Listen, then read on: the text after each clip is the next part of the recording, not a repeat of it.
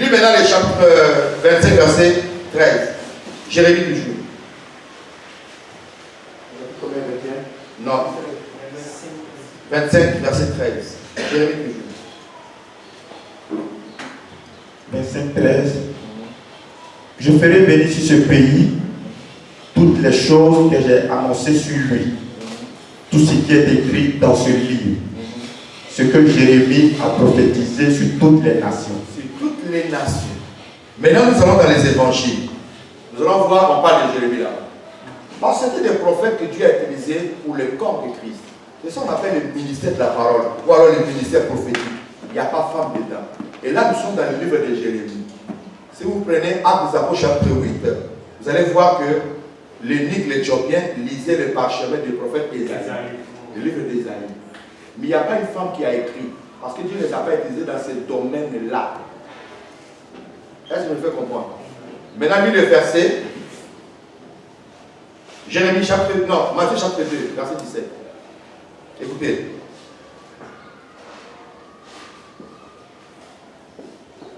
Matthieu chapitre 2, verset 17.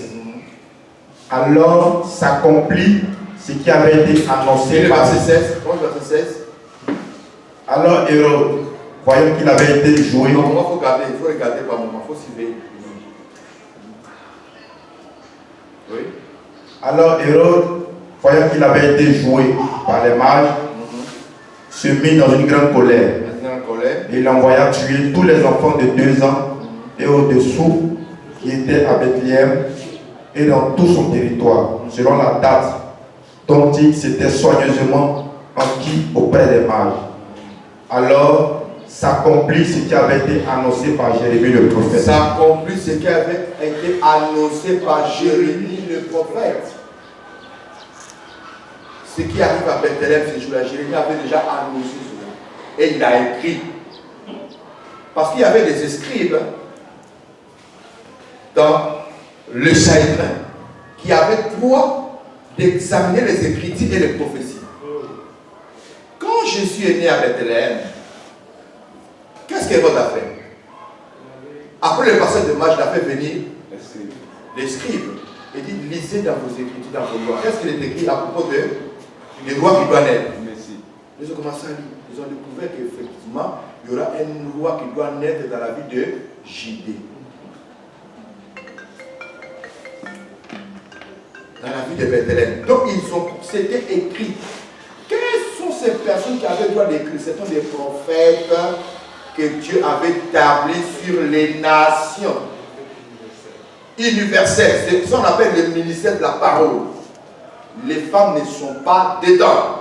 Si une femme prophétesse dit qu'on est même chose, puis seulement, donne-moi un livre d'une femme prophétesse dans la Bible. Donne-moi un message prophétique d'une femme que Jésus est venu accomplir. Ça n'existe pas.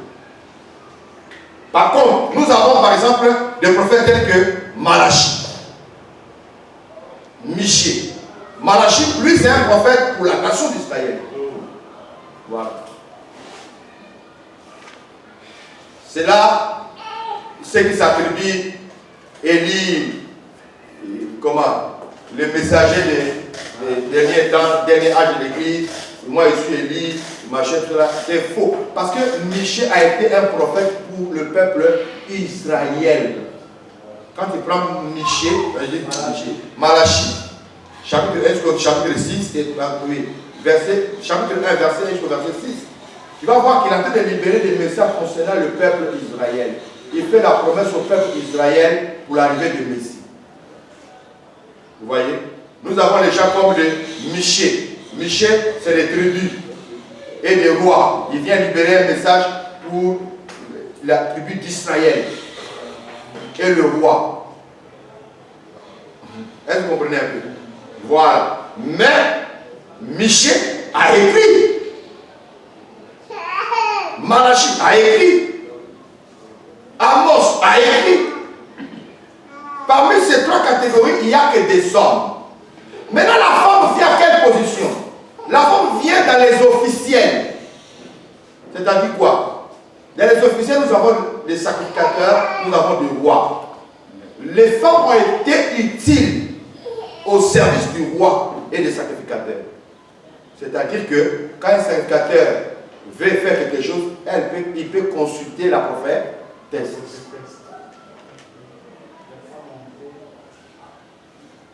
Elle était au service du roi et des sacrificateurs. Je ne sais pas si je me fais comprendre. C'est-à-dire, si le roi veut consulter la prophétesse n'avait pas droit de se lever pour aller libérer un message. Non. Elle a été consultée. Comme nous voyons aujourd'hui de voyants, de marabouts. Les gens viennent les consulter pour un problème. Là, je me fais comprendre. Voilà. Donc, les prophétesses, à ce temps-là, vous allez remarquer, quand vous lisez l'Ancienne Alliance, vous allez voir que tout ce qui est prophétesse, il y a toujours un sacrificateur à côté, il y a toujours un roi à côté. Est-ce que vous comprenez? Et les parents n'allaient pas sur les tribus pour les nations, pour l'université. Non, c'était pour orienter le roi et orienter le sacrificateur, c'est tout. Ça s'arrêtait là. Voilà pourquoi ils n'avaient pas le droit d'écrire. Maintenant, le problème, c'est quoi? Quand les apôtres arrivent, ils vont prendre le cas de Déborah. Lisez bien Déborah. Hein. On prend par exemple Déborah chapitre 4. Elle dit Déborah. Juge chapitre 4. Juge chapitre 4. Avant du verset 4, on va dire quelque chose. Jusqu'à les gens vont dire que non, Déborah même a gagné la guerre. Vous avez déjà entendu parler de ça? Oui. Elle a accompagné Barak et tout ça. Déborah a gagné la guerre. Mais quand nous avons l'acte des apôtres, les apôtres ont corrigé ça. On va commencer d'abord par Déborah, et puis on va aller, puisque c'est l'île des prophétesses que les gens aiment trop glorifier, n'est-ce pas? Voilà. On va s'asseoir un peu sur Déborah. Voilà. Ok, vas-y. Juge 4, chapitre 4, verset 4. Dans ce temps-là, Déborah, prophétesse, femme de Lapidote, était juge en Israël. Vous voyez, était juge en Israël. Le juge, ce n'est pas le ministère là-bas.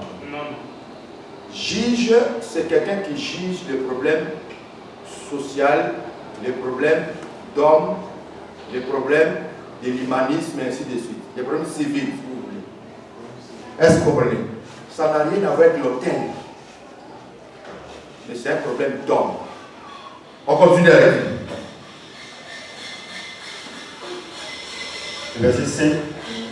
Elle siégeait sous le palmier de Déborah, entre Rama et Bethel, dans la montagne d'Éphraïm.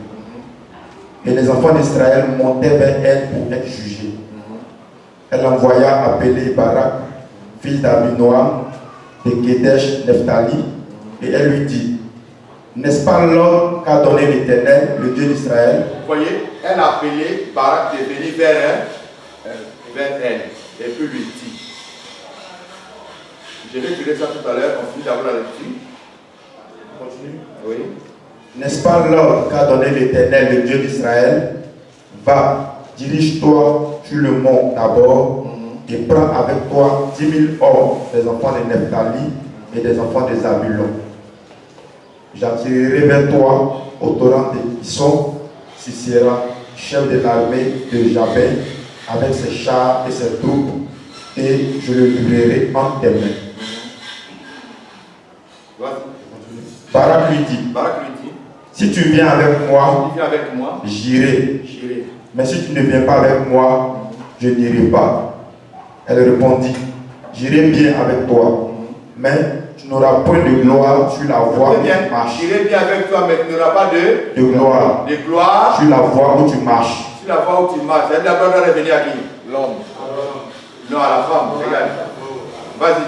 Car l'Éternel libérera Sisera entre les mains d'une femme. Ah, de la gloire doit revenir à qui? À la femme. Mais regarde, vas-y, on dit quoi? Et Déborah se leva et elle se rendit avec Barak à Kedesh. Vous comprenez un peu? Ok, arrête un peu. Je vais dire quelque chose. Suivez-moi maintenant. On dit d'abord que Déborah, prophétesse, est juge en Israël. Elle était assise en bas, sous un palmier, et elle jugeait. Est-ce que vous comprenez un peu? Il n'y a pas une prophétie de Déborah qui est écrite dans un livre, on dit livre de Déborah. Ça c'est un. Deux, nous allons dans l'acte des apôtres, les apôtres vont nous dire quelque chose qui va, moi personnellement, ça me gêne. C'est-à-dire les apôtres n'ont même pas compté Déborah comme étant une prophétesse. Or, nous sommes édifiés sur les fondements des apôtres. Suivez-moi très bien. Regarde maintenant. Pour les apôtres, quand il faut compter les prophètes, ils ne commençaient pas par Déborah. Déborah, s'il te plaît. Des choses.